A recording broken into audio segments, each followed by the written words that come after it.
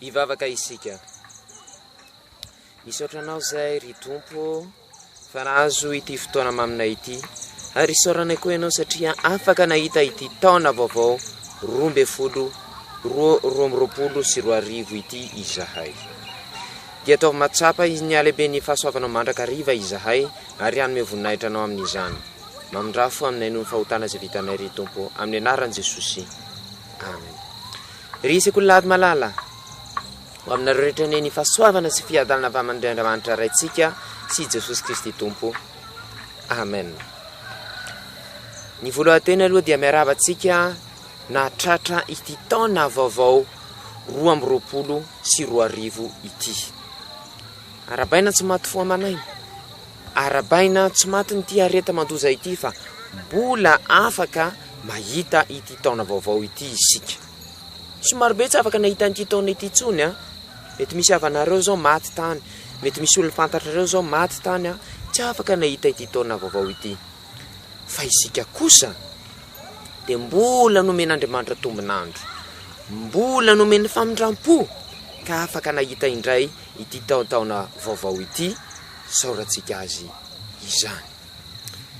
Ny soratra masina izay voalaotra hotoriana amin'ity aladiny Epifania ity dia araka izay voasoratra amin'ny filazantsara ny Matio. Matio 2:2 hatramin'ny 2:12. Matio 2:2 ka hatramin'ny 2:12.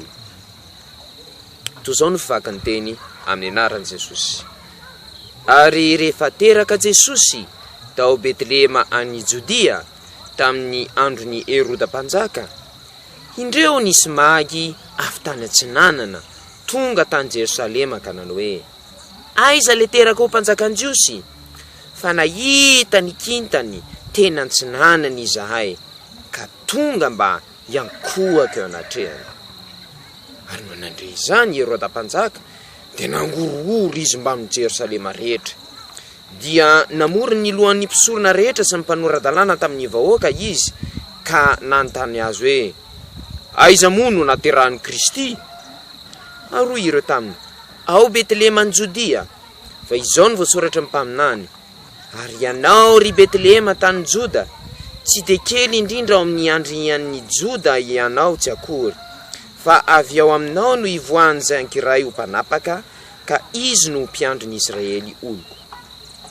Dia nampaka ny magy mangingina Heroda ka namototra fantatra taminy izay andro isehon'le kitana.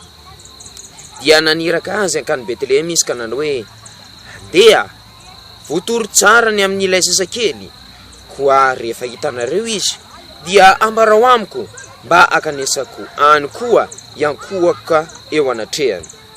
Ary rehefa nandre ny tenin'ny mpanjaka izy ireo dia lasa, ary indro ilay kintana hitany teny Antsinanana mialo azy mandrapijanony teo amboniny izay nitoeran'ny zazakely. Ary noho nahita ny kintana izy dia nifaly indrindra. Ary rehefa tafiditra tao trano izy dia nahita ny zazakely sy Maria reny, ka niankohaka teo anatreniny. Ary noho ny efa nisokafany ny fitehirizany rakiny dia nanolotra zavatra ho azy izy, dia volamena sy zava-manitra ary miora. Ary rehefa notoron'Andriamanitra efitra tamin'ny nofo izy tsy hiverina any amin'ny Heroda, dia lalana hafa indray no naliany nody ho amin'ny fonenany. Amen. Aladiny Epifania. Ny efitry ny Epifania ry sekolilady malala dia fisehoana. Ianareo izay efa nandalo kilasy dia mahay an'izany tsara mihitsy.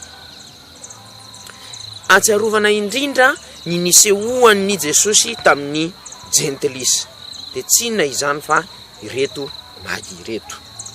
Reto magy ireto dia tsy Jiosy, tsy Israelita, fa avany amin'ny firenena hafa tany. Raha araka ny novatsofina moa dia avy amin'ny Babilôna na sy manodidina an'ireo izy zany. Misy lovatsofina koa milaza ny anaran'izy ireo, mety misy efa haitsika. Reto avy izy zany: Melchiora, Baltazara, Gaspara. Averina hoe Melchiora, Baltazara, Gaspara. Tsy anaty baiboly izany, fa araka ny lovatsofina dia fahalalana mba homenantsika koa zany, mba tombona antsika izay mihaino eto anio. Dia izy ireo dia nitoron'Andriamanitra hevitra, satria izy ireo zany dia amin'ny alalan'ny kitana no maminany azy zavatra hitranga. Dia nasehon'Andriamanitra mihitsy tamin'izay hoe isy mpanjaka ho avy. Zany akory tsy midika hoe avy amikitana ijerena ny zavatra rehetra fa tamin'io fotoana io ihany no nampiasain'Andriamanitra tahaka ny hitantsika ary amin'ny fanaria nampiasain'Andriamanitra ny nofy mba ilazana ny zavatra mitranga. Tsy midika akory zany raha misy zavatra nofitsika dia hoe hitranga iny tsy zay mihitsy. So dia hoe manomboka androantsika dia vao misy zavatra mitranga amin'ny nofy dia hoe iny zavatra avy amin'Andriamanitra. Fa arakaraka ny zava-misy dia tokony ho tsapa foana hoe avy amin'Andriamanitra zany nofy zany na tsy tahaka ny tamin'i Josefa. Dia eto koa dia nampiasain'Andriamanitra ny fahaizany reto magy reto ijeren'ny kitana nahafantarana hoe isy mpanjaka ho avy. Dia rehefa hitany moa Jesosy dia nanolotra fanomezana ho azy izy ireo dia volamena, zava-manitra ary miora. Zavatra tena sahaza ny mampanjaka azy izany. Koa satria na dia ny jentily sahaza tonga amangy na hoe nanolotra fanomezana andray an'i Jesosy dia anjarantsika amin'izao fotoana izao ny mampiseho an'i Jesosy indray amin'ny mpiarabelona amintsika. Ny krismasy mbola tsy tapitra, mbola anatin'ny vanim-potoanan'ny krismasy isika izao. Mbola misy ireo krismasy maro eo amin'ny sampana maro amin'ny fiangonana, faritra maro amin'ny fiangonana, eo amin'ny ambaratonga maro isan-karazany. Mbola manana anjara didy isika mampiseho fa tonga Jesosy. Amin'ny alana ireo zavatra efa natao maro misy ary raha ny zavatra hitantsika tany ary misy fiangonana mbola tsy nankalaza krismasy sy kolalady noho ny amehana ara-pahasalamana. Dia mbola fotoana ny izao ndao aseho an'ny olona hoe tonga Jesosy. Mbola maro be mbola tsy mihinan Jesosy Mbola maro no voanaina hoe tsy 25 Desambra koa ny aterahan Jesosy dia laza hoe fanompony tsampony zany. Dia izao tsika dia manohy mankalaza krismasy mandrakariva mampiseho hoe isika dia tena kristianina sy kolalahady mendrika ny Jesosy.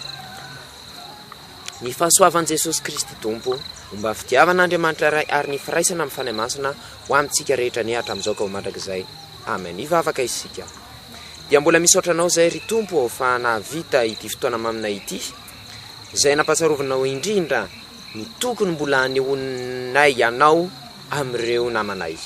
Dia ampio izay amin'izany adidy masina izany mba ho tena sekololady mendrika anao ary mamindrafo aminay. Amin'ny anaran'i Jesosy no anaovana sy anirina zavavaka izany. Amen.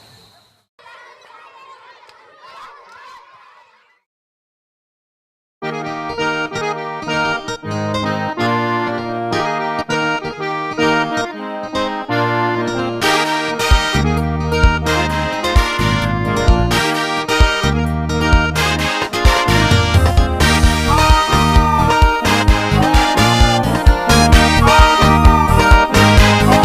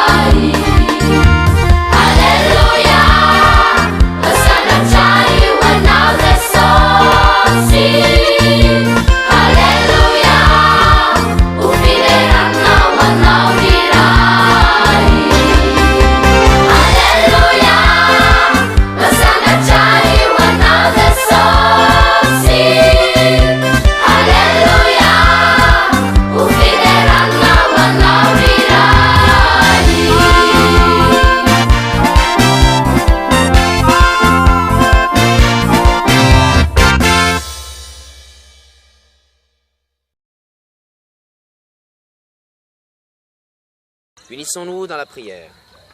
Seigneur, nous te remercions pour ce jour nouveau que tu nous as donné. Nous te remercions également pour cette nouvelle année que tu nous as donnée. Tu nous donnes cette année, c'est parce que tu nous aimes et tu nous donnes encore le temps afin que nous puissions nous repentir de nos péchés.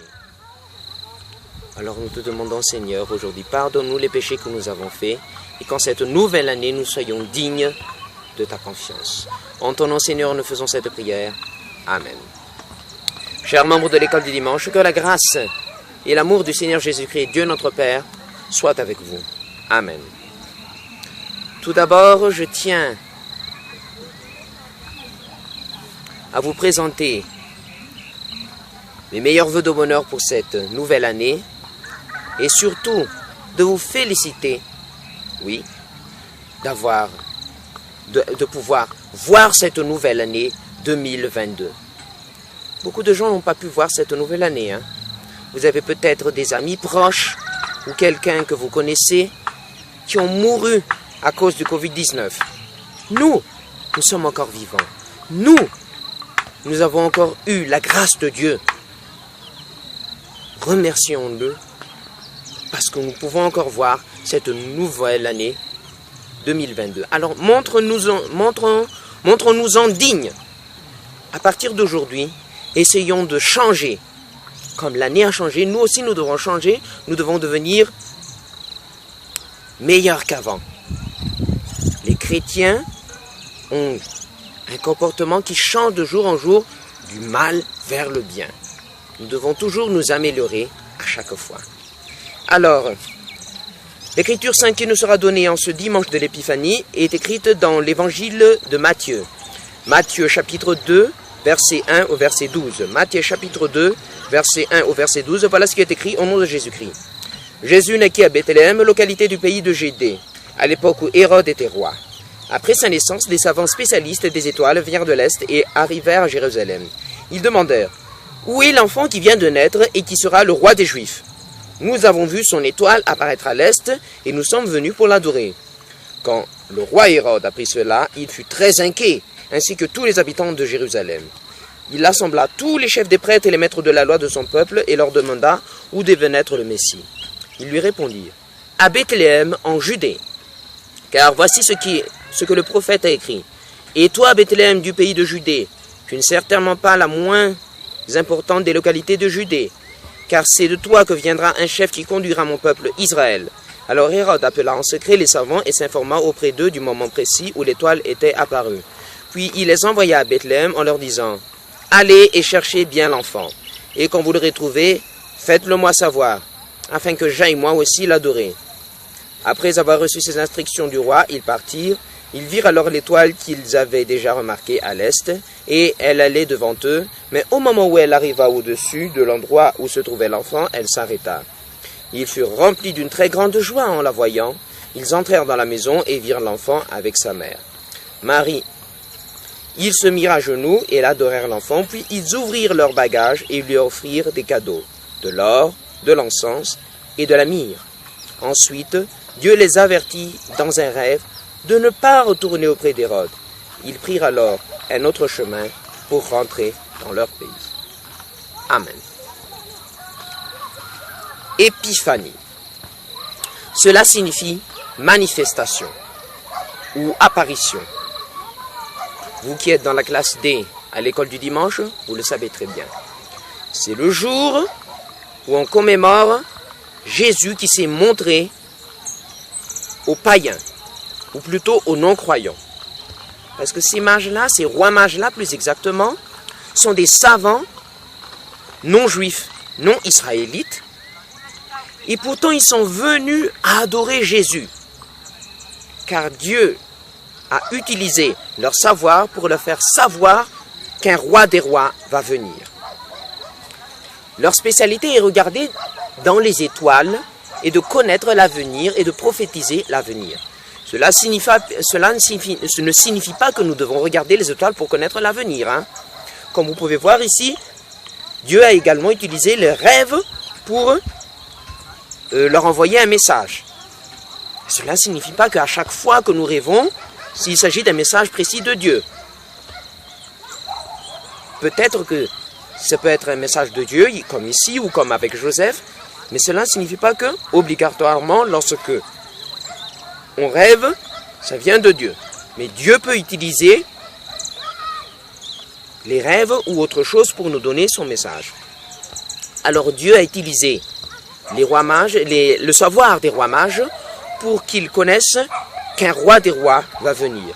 Ils y ont cru et ils sont venus l'adorer. Nous également, nous continuons à célébrer Noël. Noël n'était pas au 25 décembre seulement. Il y aura encore des Noëls dans différentes sections dans nos églises, dans différentes hiérarchiques bibliques, hiérarchiques de l'église, etc. On continue à célébrer les différents Noëls. À nous de montrer aux gens également que Jésus est venu. Les païens, eux, au temps de Jésus, ils l'ont su. À nous encore, beaucoup de gens ne croient pas encore en Jésus. À nous de le montrer.